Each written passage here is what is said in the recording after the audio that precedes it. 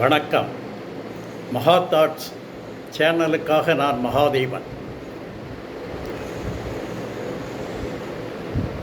அடுத்த முக்கிய பொது தேர்தலை திமுக சந்திப்பதற்கு முன்னால்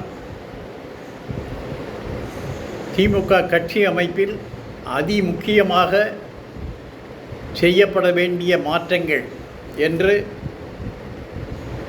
அரசியல் பார்வையாளர்கள்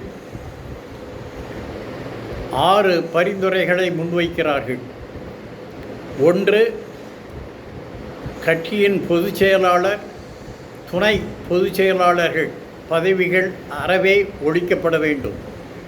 2. மு.க. ஸ்டாலின் நிரந்தர தலைவர், உதயநிதி ஸ்டாலின் நிரந்தர துணைத் தலைவர். 3வது பரிந்துரை, கட்சியின் பொருளாளராக கனிமொழியையோ அல்லது அன்பில் மகேஷ் பொய்யாமொழியையோ நியமிக்க வேண்டும். 4வது பரிந்துரை, கட்சியின் அறிவியல் திட்டங்கள் செயல்பாடுகள் செயல் தலைவர் என்ற பதவியை PTR பழனிவேல் தியாகராஜனுக்கு வழங்க வேண்டும். அடுத்த பரிந்துரை, மூத்த திமுக தலைவர்களை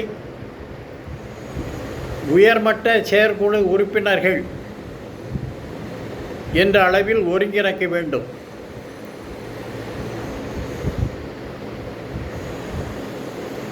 இவைகளை திமுக கழகம்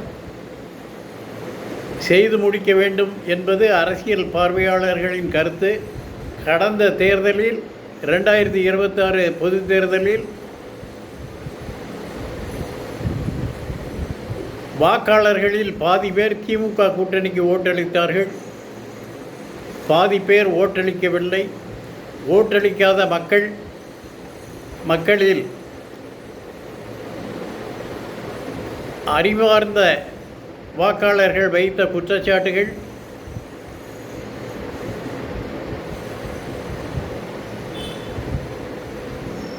கட்சி அமைப்பில் ஆளுமை செலுத்தும் சில அதிகார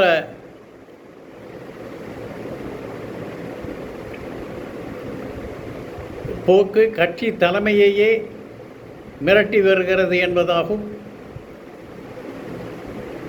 எனவே இந்த மாற்றங்கள் கண்டிப்பாக கட்சி கட்டமைப்பில் செய்தாக வேண்டும் என்பது அரசியல் விமர்சகர்களின் தாழ்மையான ஆலோசனைகள்.